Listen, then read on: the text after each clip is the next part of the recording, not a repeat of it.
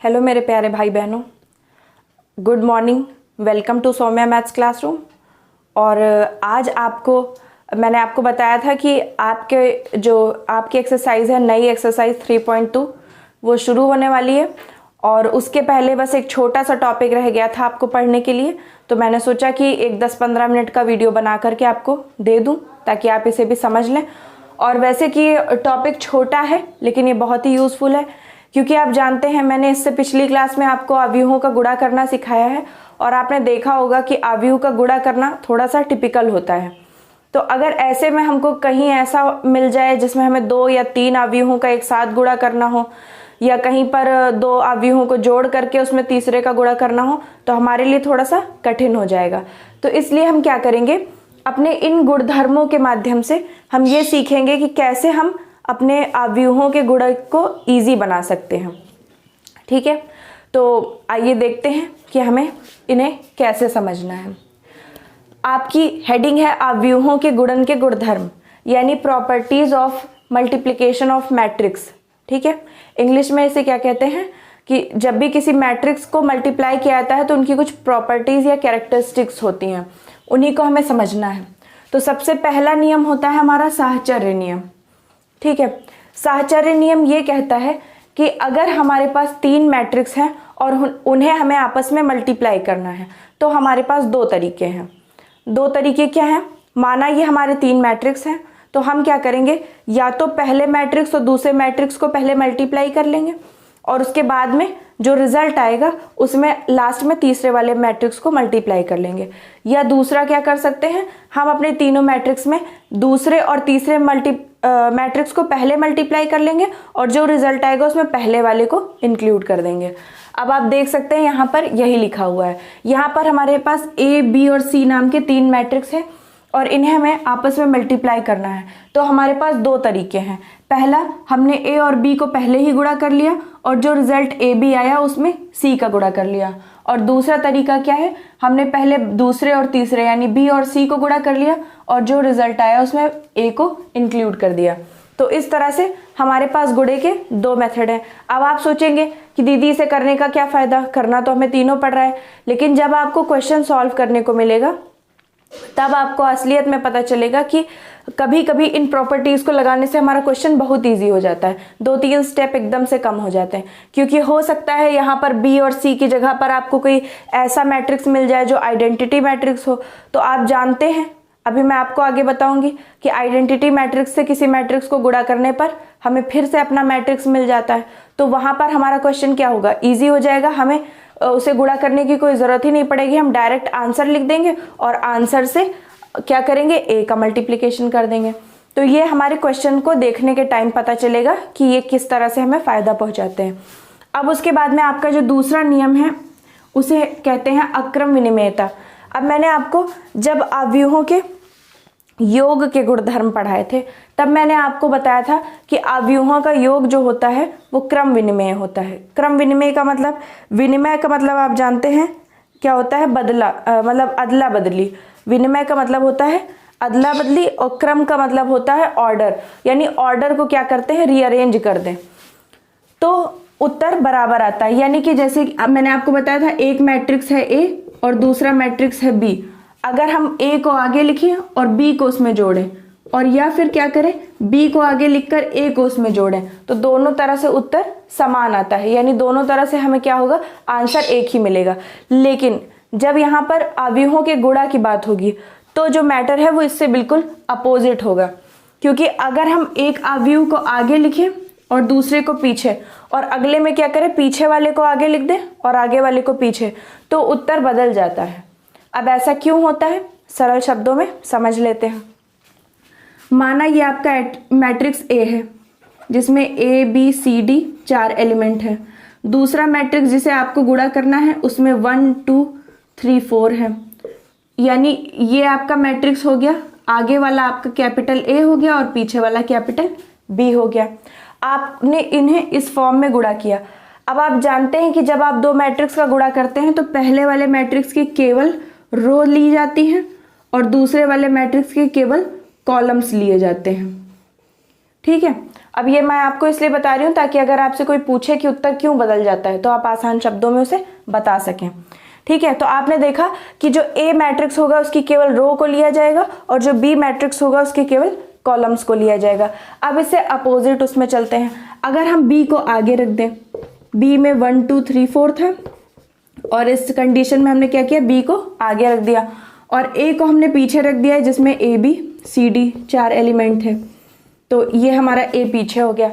अब हम जानते हैं कि जब हम इन्हें इस फॉर्म में गुणा करेंगे तो हमें बी की रो को लेना पड़ेगा और ए के कॉलम्स को लेना पड़ेगा, क्योंकि हम क्या करते हैं, आगे वाले के रो को लेते हैं और पीछे वाले के कॉलम्स को लेते हैं। तो अब हम यहाँ देख रहे हैं कि हमारा जो मैट्रिक्स ए है उसकी इस वाली कंडीशन में तो पंक्तियों को लिया जा रहा है जिसमें ए के बाद बी आ रहा है और सी के बाद डी आ रहा है, जबकि इस वाले कंडीशन में इसकी रो को लिया जा रहा है जिसमें ए के बाद सी आ रहा है और बी के बाद डी आ रहा है। तो आप जानते हैं कि जाहिर सी बात है कि क्या होगा, उत्तर बदल जाएगा। उसी तरह यहाँ पर यहाँ 1 के बाद 3 और 2 के बाद 4 ले रहे हैं, यहाँ पर 1 के बाद 2 और 3 के बाद 4 ले रहे हैं। तो जब हम क्या कर रहे हैं, अपनी मैट्रिक्स को रीअरेंज करते हैं तो आंसर इसी वजह से बदल जाता है, क्योंकि एक स्थिति में हम किसी मैट्रिक्स की रो को लेते हैं, दूसरी स्थिति में हम उसी मैट्रिक्स के कॉलम को लेते हैं, तो इसलिए वो उत्तर बदल जाता है। ठीक है, आई होप आपको ये समझ में आ गया होगा और आप इसके साइड में इसे भी नोट कर लीजिए ताकि आपको अच्छे से ये चीज समझ में आ जाए। अब इसके बाद में हम चलते हैं अपने तीसरे रूल पर, जिसे कहते हैं वितरण नियम। इसे इंग्लिश में डिस्ट्रीब्यूटिव लॉ कहा जाता है। अब आप जानते हैं कि डिस्ट्रीब्यूशन का मतलब क्या होता है, बंटवारा, और उसी को हम हिंदी में वितरण कहते हैं। तो आप जानते हैं कि वितरण हम किस तरह से कर सकते हैं, ये मैं आपको एक छोटे से एग्जाम्पल से समझाती हूँ। जैसे कि बचपन में कभी आप लोगों को जब घर से पैसे मिलते थे और आप दुकान पे जाते थे कुछ खरीदने के लिए, मान लिया कि आप बिस्किट खरीदने गए।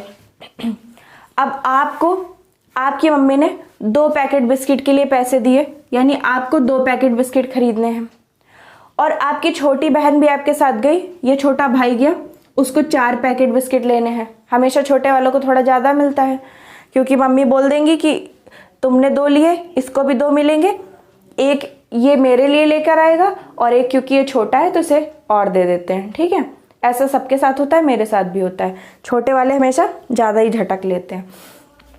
तो इस आपके 2 पैकेट और इसके 4 पैकेट। अब जब दुकानदार को आपको पैसे पे करने हैं, ठीक है, मान लीजिए आप 50 रुपए लेकर के दुकान पे गए हैं, तो अब आपको पैसे जब दुकानदार को कटाने हैं तो आप कैसे कटाते थे बचपन में, कैसे कटाते थे, जब आप 6th क्लास से छोटी क्लासेस में थे तब आप क्या करते थे, दुकानदार को बताते थे अंकल मैंने 2 पैकेट बिस्किट लिया है और एक पैकेट बिस्किट के दाम क्या है, 5 रुपए हैं, तो मेरे बने 10 रुपए।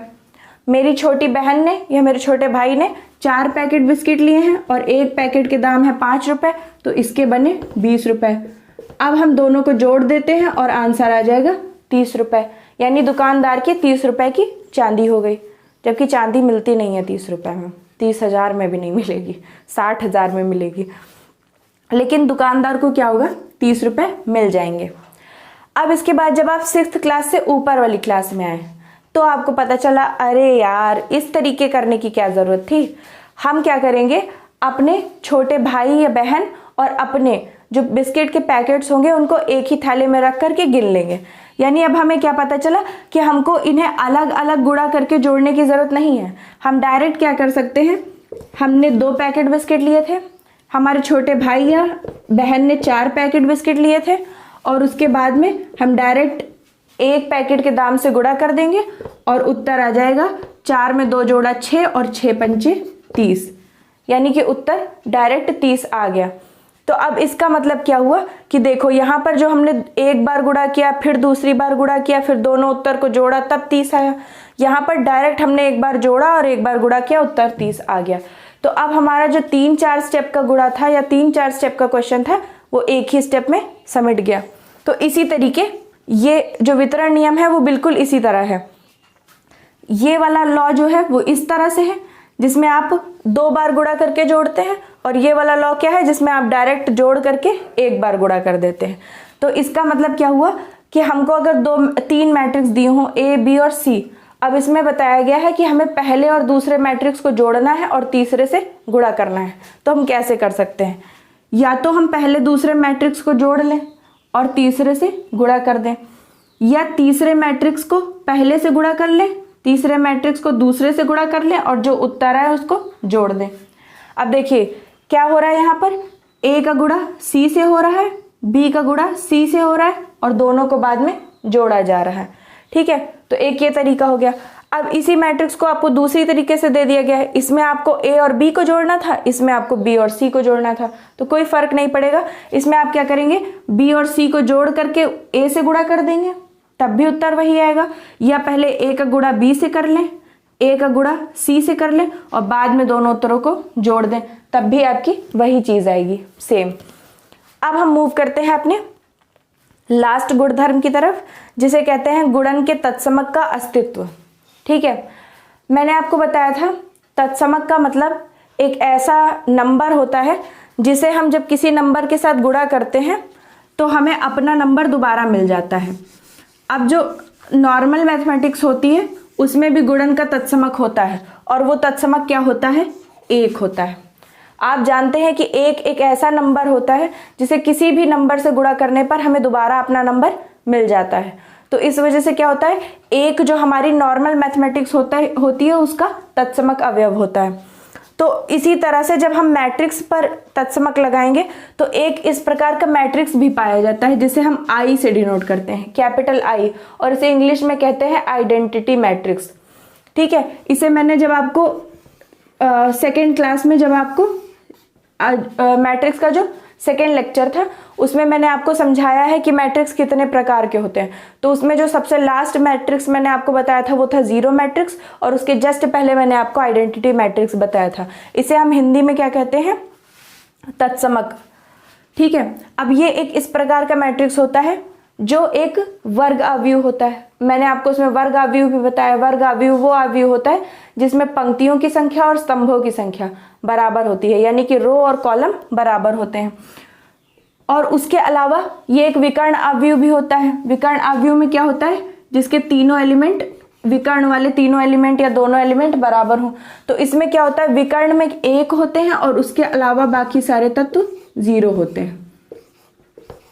यानी आपने देखा यहाँ विकर्ण में एक सेट है और बाकी सारे एलिमेंट जीरो हैं। तो ये एलिमेंट, ये जो आव्यूह बन के आता है, ये एक ऐसा आव्यूह है जब अभी आप देखेंगे आगे, जब आप इस आव्यूह का किसी आव्यूह से गुणा करेंगे तो आपको उत्तर में फिर से अपना आव्यूह मिल जाएगा। तो इसलिए शुरुआत में तो आपको एक दो बार गुणा करना होगा, उसके बाद में आप जानते हैं कि जब हमें रिजल्ट में अपना ही आव्यूह मिलना है तो हम क्या करेंगे, गुणा ही नहीं करेंगे, डायरेक्ट आंसर लिख देंगे। तो ये हमारे क्वेश्चन को काफी ईजी कर देगा।